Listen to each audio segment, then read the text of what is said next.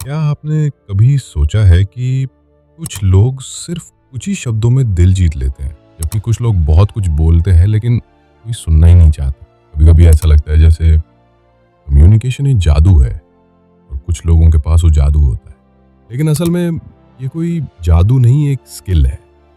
और अच्छी बात यह है कि आप भी ये स्किल सीख सकते हैं। तो आज मैं आपको बताऊंगा 5 ऐसे इमोशनल और प्रैक्टिकल कम्युनिकेशन हैक्स जो आपकी बातों को बना देंगे इतना प्रभावशाली कि लोग ना सिर्फ सुने बल्कि याद रखें जब शब्द कम पड़ जाए।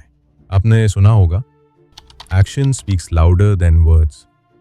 एक रिसर्च कहती है कि सिर्फ 7% कम्युनिकेशन शब्दों से होता है, बाकी का 93% बॉडी लैंग्वेज, टोन और एक्सप्रेशन से। अब सोचिए, अगर आपकी बॉडी लैंग्वेज ही कमज़ोर है तो आप कितना भी अच्छा बोलो, बात अधूरी रह जाएगी। आई कांटेक्ट, आंखों में आंखें डालकर बात कीजिए। डरिए मत, ये भरोसा जगाता है। ओपन पोस्चर, कंधे सीधे, छाती हल्की खुली, हाथ खुले रखें।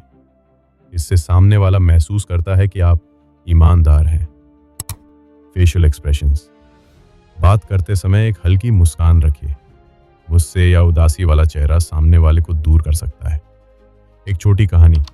स्कूल में एक टीचर थी जो हमेशा मुस्कुराकर बच्चों से बात करती थी। बच्चे उनकी क्लास का इंतज़ार करते थे क्योंकि उन्हें लगता था वो हमें समझती हैं।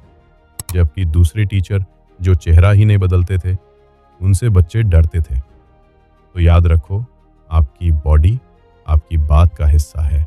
टिप नंबर 2, नाम में कुछ बात होती है। The name hack. हर इंसान को अपना नाम बहुत प्यारा लगता है। नाम सिर्फ एक पहचान नहीं, एक इमोशनल ट्रिगर होता है। जब आप किसी का नाम लेकर उससे बात करते हैं तो उसे महसूस होता है, ये इंसान मुझे जानता है, ये मेरे लिए बात कर रहा है। रोहित, तुम क्या सोचते हो? श्रेया, मुझे आपकी राय चाहिए थी। ये छोटे छोटे वाक्य सामने वाले को स्पेशल महसूस कराते हैं। स्टारबक्स में आपने देखा होगा, वो कॉफ़ी कप पर नाम क्यों लिखते हैं? क्योंकि नाम से कनेक्शन बनता है। तो अगली बार जब आप किसी से बात करें, उनका नाम ज़रूर लीजिए और देखिए जादू।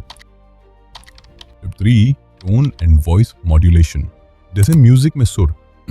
अब एक सवाल, आप किसी स्पीकर को सुन रहे हैं और वो पूरे समय एक ही टोन में बोलता है, बिना उतार चढ़ा के, क्या आप बोर नहीं हो जाएंगे? बिल्कुल। अब सोचिए, अगर आप भी ऐसे ही बोलते हैं तो कोई क्यों सुने? वॉइस मॉड्यूलेशन यानी अपनी आवाज में भाव लाना। कुछ लाइनें धीमे, कुछ जोश में और कुछ पॉज लेकर बोलिए। ये ठीक वैसा है जैसे म्यूजिक जहां ऊंच नीच से ही मेलोडी बनती है। 3P रूल याद रखिए। पिच, जरूरत पड़ने पर आवाज ऊंची या धीमी करें। पेस, न बहुत तेज बोलिए न बहुत धीरे। पॉज, सही जगह रुकिए। पॉज ड्रामा लाता है। छोटा हैक, जब कोई इमोशनल बात कहें, शॉर्ट पॉज, 1 सेकंड का पॉज लें। उस खामोशी में शब्द गूंजते हैं। टिप 4, सुनो फिर बोलो। Power of listening. अधिकतर लोग बात करते समय जवाब सोचते हैं, ना कि सुनते हैं। लेकिन जो लोग पहले ध्यान से सुनते हैं, वो ही दिल छूने वाले जवाब दे पाते हैं। कहानी। एक बार एक छात्र अपने प्रोफेसर से कहता है, सर, आप हमेशा इतने कम बोलते हैं पर आपके हर शब्द का असर होता है। प्रोफेसर मुस्कुराते हैं और कहते हैं, क्योंकि मैं पहले सुनता हूं, फिर समझता हूं, फिर बोलता हूं। लिसनिंग एक आर्ट है और इसमें आपको दूसरों की भावनाओं को पढ़ने की ताकत मिलती है।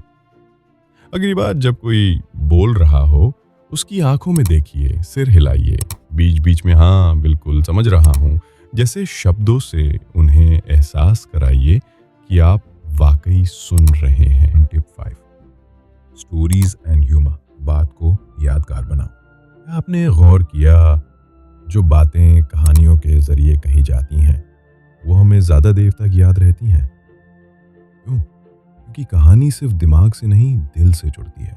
जब आप कोई पॉइंट कहने लगें, कोई छोटा उदाहरण जोड़िए, कोई मज़ेदार किस्सा सुनाइए, हल्का सा ह्यूमर लाइए।